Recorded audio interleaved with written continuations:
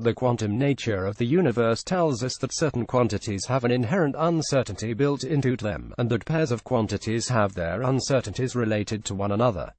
Image credit NASACXCM Vice. In the future, maybe quantum mechanics will teach us something equally chilling about exactly how we exist from moment to moment of what we like to think of as time.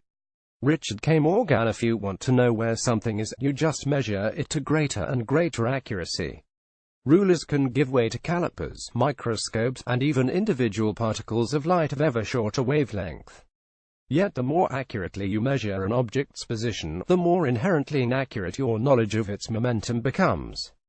It isn't just a failure of our instrumentation that uncertainty is fundamental to the universe. Physically, this is known as the Heisenberg uncertainty principle. Where does it come from? That's what Brian McLean wants to know. Explain to me what information is gained from the quantum mechanical commutation relation.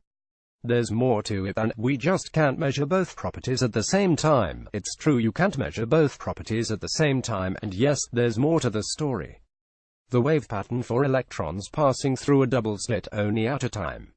If you measure which slit the electron goes through, you destroy the quantum interference pattern shown here. Note that more than one electron is required to reveal the interference pattern.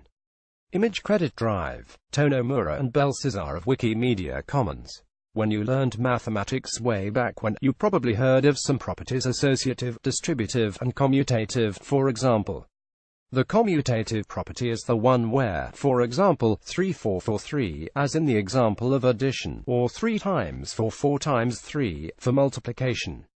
In classical physics, all variables commute. It doesn't matter whether you measure position and then momentum, or momentum and then position.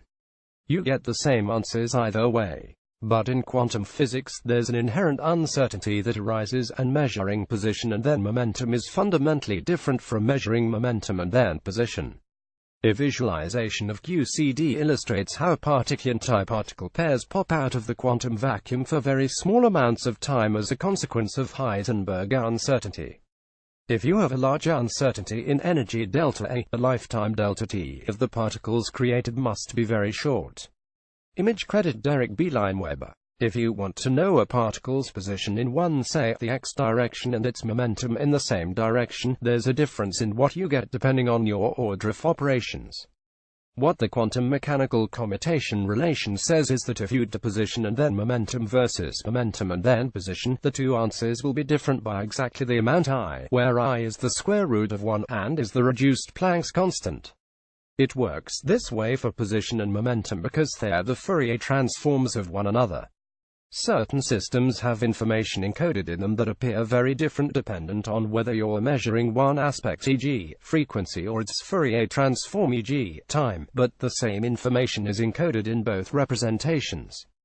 Image credit Robert Triggs, Android Authority. When you take this quantitative relation into account, you discover that there is a physical uncertainty that comes out. But it isn't an uncertainty in measuring both variables together, but in each variable. In particular, what you learn is that you always have an uncertainty in position delta x, and you always have an uncertainty in momentum delta p, no matter how accurately you measure either one. Moreover, the product of those uncertainties delta x delta p must always be greater than or equal to 2.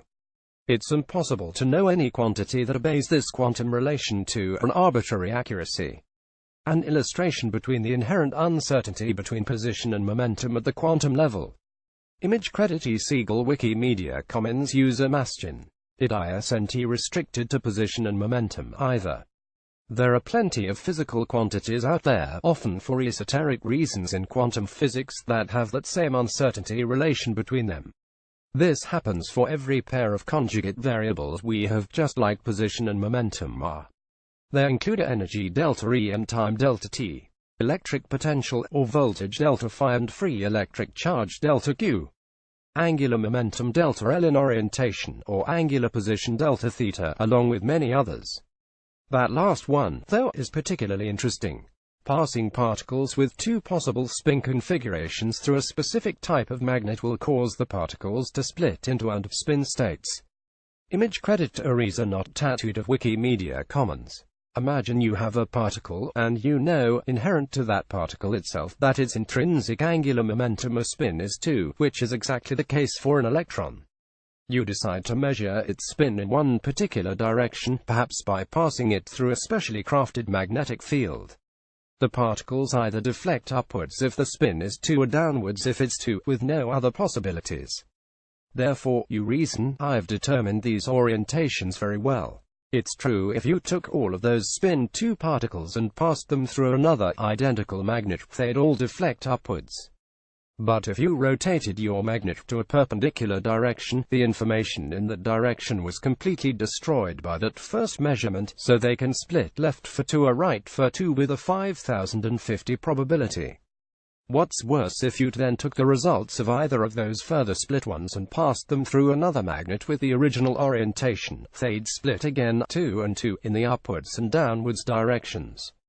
Multiple successive Stern-Sherlock experiments will cause further splitting in directions perpendicular to the most recent one measured, but no additional splitting in the same direction. Image credit Francesco Versici of Wikimedia Commons.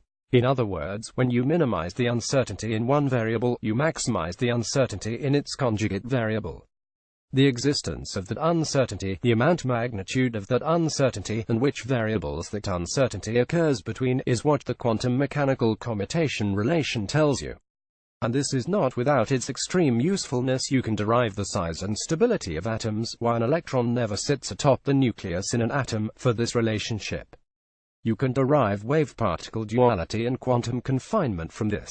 And, remarkably, for the magnetism and angular momentum example, you can develop magnetic resonance imaging (MRI), a modern high-field clinical MRI scanner. MRI machines are the largest medical or scientific use of helium today, and make use of quantum transitions in subatomic particles. Image credit Wikimedia Commons user Kashuga. It's true, while a properly configured magnet will cause a particle to split dependent on its angular momentum, a magnetic field that changes with time in the right way will force a particle into a certain spin configuration. These time-varying fields causes a quantum system to oscillate between those two states, and that is the resonance in magnetic resonance imaging. The same principle is also at play in atomic clocks, in hydrogen masers, which are microwave frequency lasers, and a hyperfine splitting of atomic transitions. Not bad for a simple relation that says AB is not equal to BA for the right quantum setup. There's a lot more than we can't measure both properties at the same time. In fact, there's a whole modern quantum universe to discover as a result.